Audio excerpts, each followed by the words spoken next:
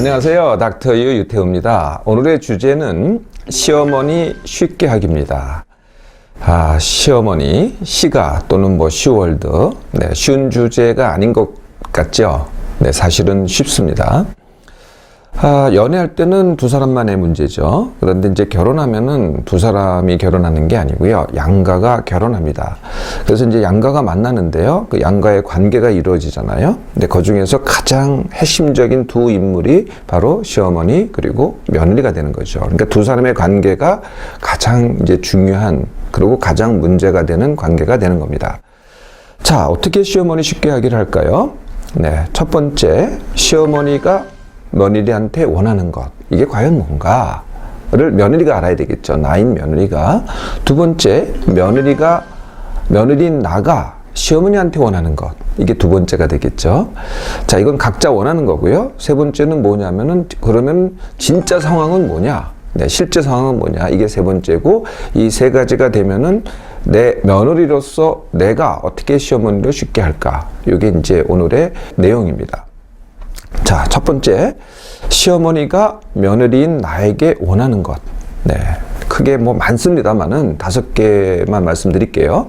첫째는요, 내가 내 아들한테 잘한 것 같이 너도, 내 며느리인 너도 내 아들한테 잘해라, 잘 돌봐줘라. 이게 첫 번째입니다. 이제 내 아들이지만은 이제 며느리한테는 남편이 되겠죠. 이게 첫 번째고요. 두 번째가 내가 희생한 것 같지 너도 좀 희생해라. 잘하는 게 문제가 아니라 나는 희생했다. 그러니까 너도 희생해라. 이게 이제 두 번째고요. 세 번째, 나는 다 알고 싶다예요. 워낙에 여자들은 다 알고 싶어 해요. 내 아들, 내 남편 모든 걸 알고 싶어 하거든요. 근데 이제 아들을 장가를 보냈어요. 그래도 불구하고 아들에 대해서도 알고 싶고 며느리에 대해서도 알고 싶습니다. 그러니까 다 알고 싶어 한다는 거예요. 네 번째, 나는 주고 싶어요. 누구한테? 내 아들한테 그리고 내 손주한테. 이 며느리한테만큼은 좀 층하를 하고 싶어요. 층하, 그러니까 차별하고 싶다는 거죠. 왜?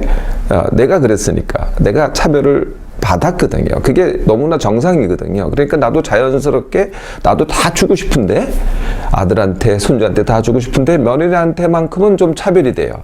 이게 내가 주고 싶은 거죠. 마지막 5번째입니다. 5번째는요, 가족이, 이건 이제 내 아들뿐만이 아니라 이제 내 아들 또 딸, 그 다음에 이렇게 또 아들도 여럿이 있잖아요. 그러면 이제 형제들이 다 모여서 이렇게 모였으면 좋겠어요. 그리고 화목했으면 좋겠어요. 그리고 서로 대화하고 서로 돕고 이랬으면 좋겠어요. 이게 시어머니는 내가 원하는 거거든요.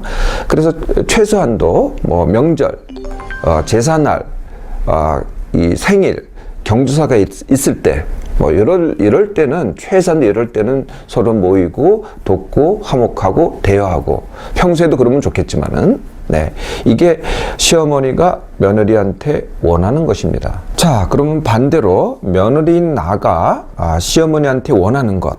이거는 이제 6가지가 있습니다. 6가지.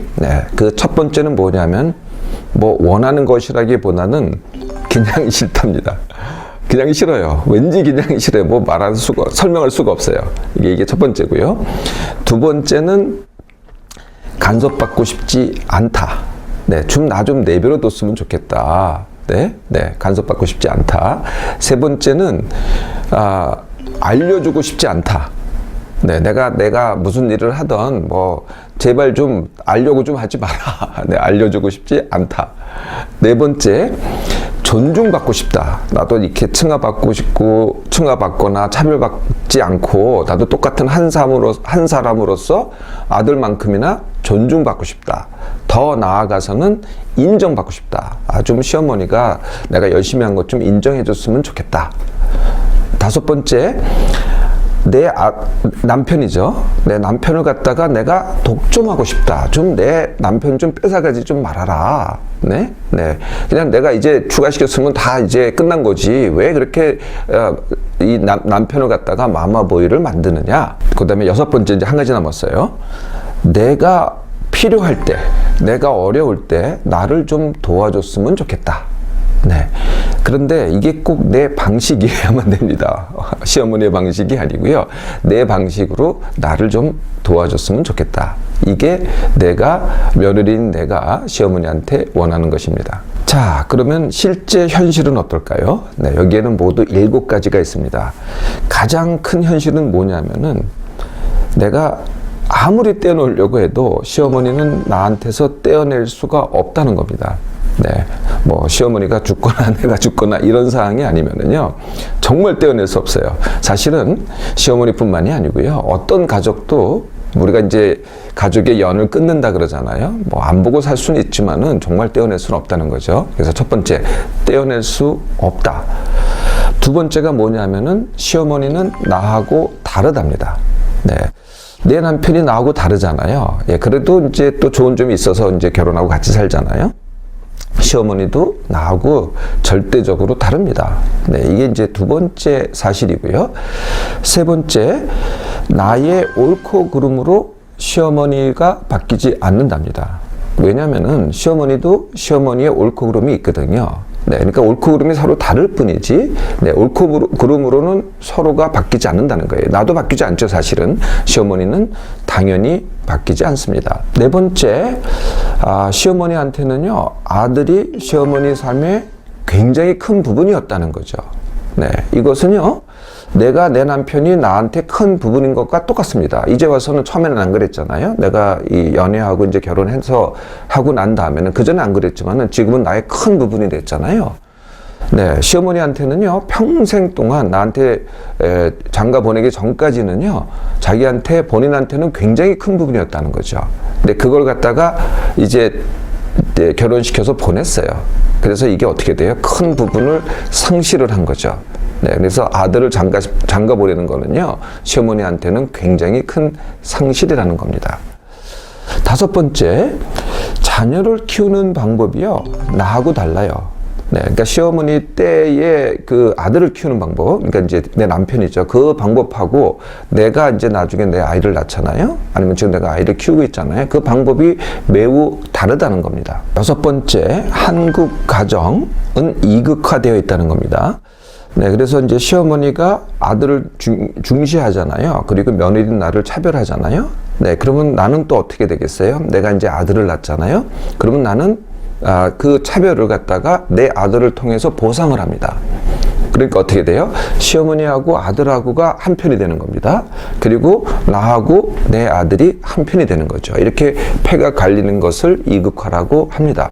그리고 이것은 그대로 대물림이 되죠. 시어머니로부터 내 아들, 나로부터 내 아들, 다시 또 그 다음 세대로 이렇게 대물림이 됩니다. 일곱 번째가 이제 제일 중요한데요. 며느리인 나하고 시어머니 사이에 갈등이 생겼어요. 예, 그러면 이제 싸움을 할 거 아니에요? 근데 싸우는 방법이 이렇습니다. 네, 그 여성들 사이에 싸우면은 한마디로 얘기하면 편싸움입니다. 그러니까 편이 많은 데가 이기는 거거든요. 그러니까 옳고 그름으로 되는 게 아니고요. 누가 옳다 그러다로 이기는 게 아니라 편싸움으로 이깁니다. 그래서 편이 누구겠어요? 네, 바로 아들, 나로서는 남편. 이게 편이죠. 그래서 편싸움을 할 때 의도적이건 비의도적이건, 예, 누구한테 가요? 시어머니는 아들한테 갑니다. 네, 이렇게 내가 며느리한테 서러움을 받았다라고 아들한테 가죠. 그럼 이제 아들이 나한테 동조를 하잖아요. 그럼 내 편이 되는 거죠. 또 며느리인 나는 내가 시어머니로부터 이렇게 구박을 받았다라고 남편한테 소곤소곤 해요.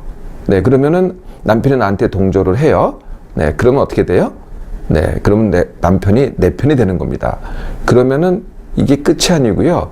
이게 더 문제를 악화시킵니다. 누구의 편이 되잖아요. 네, 그러면은 이 갈등은 더 커지는 거죠. 많은 아들, 남편이 옳고 그름을 시도를 해요. 네, 그래서 뭐 자기 어머니한테 이건 아니고요, 또는 자기 부인한테 이건 뭐 그건 그렇게 하는 게 아니고, 이건 해결이 안 돼요.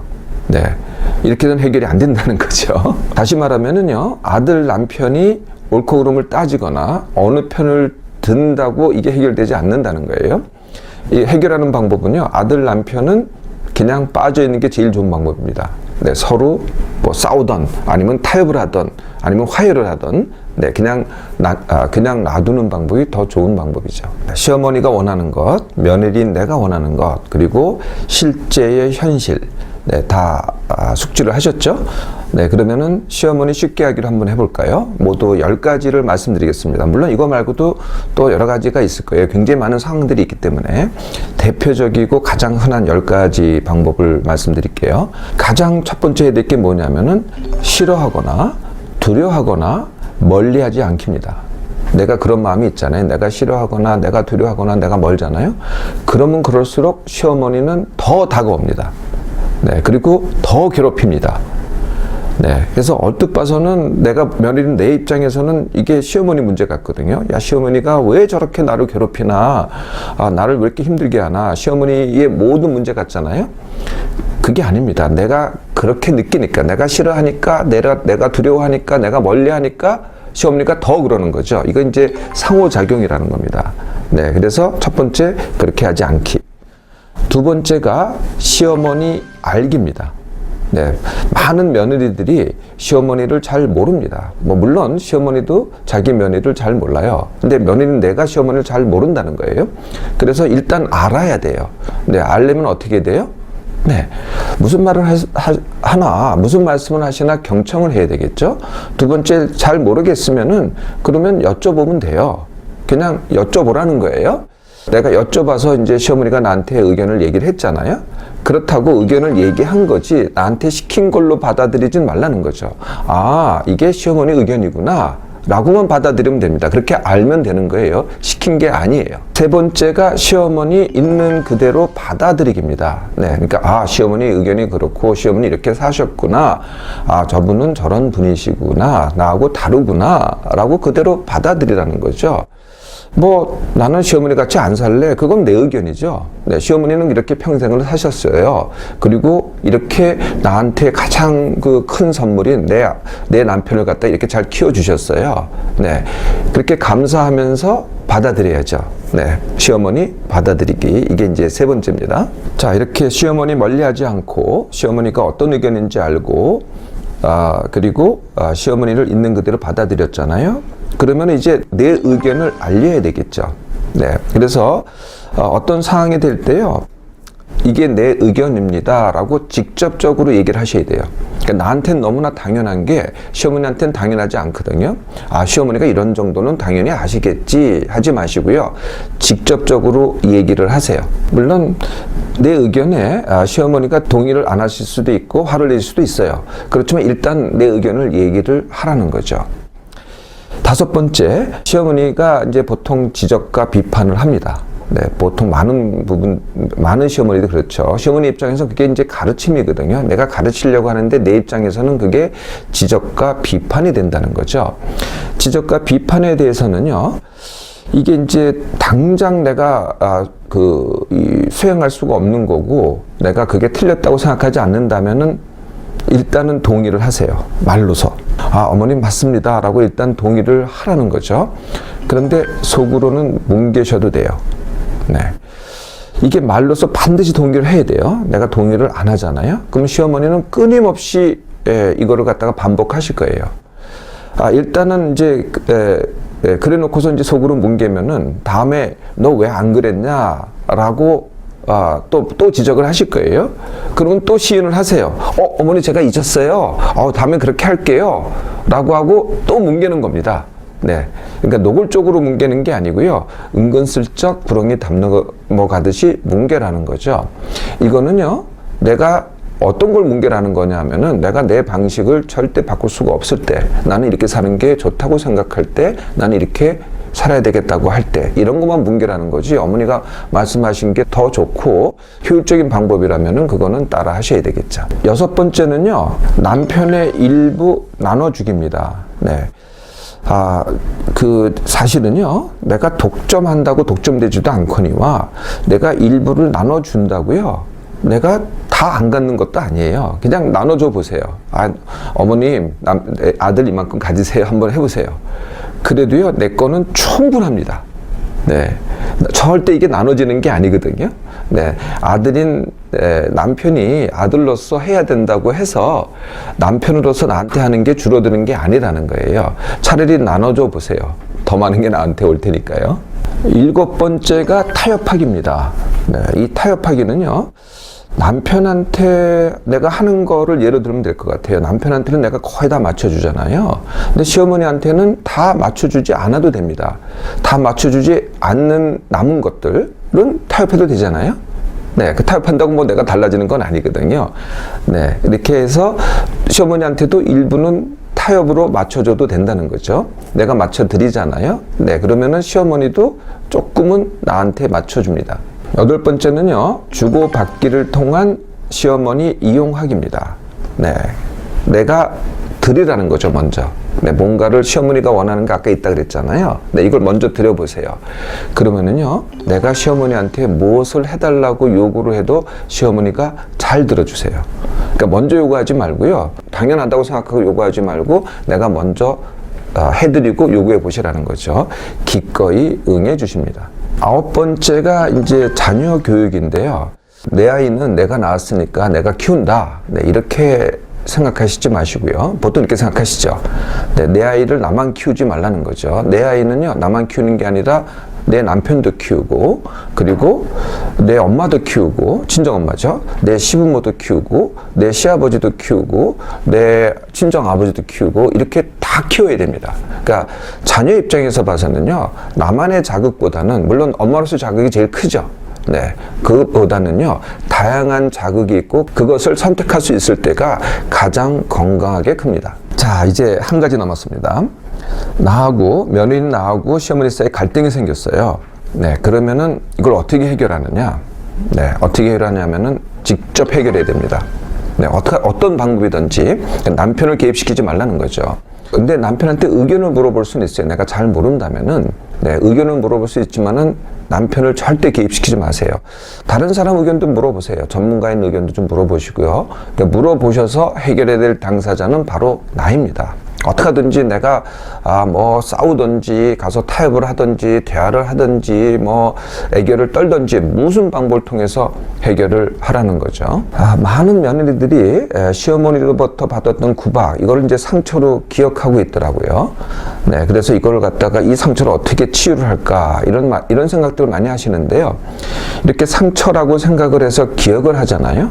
네, 그러면 그럴수록 시어머니와의 갈등은 습관이 됩니다. 자꾸 반복된다는 거죠. 그런데 그러한 내가 상처라고 했다고 하더라도 그것을 기억하지 않고 아무 일 없었던 듯이 하잖아요.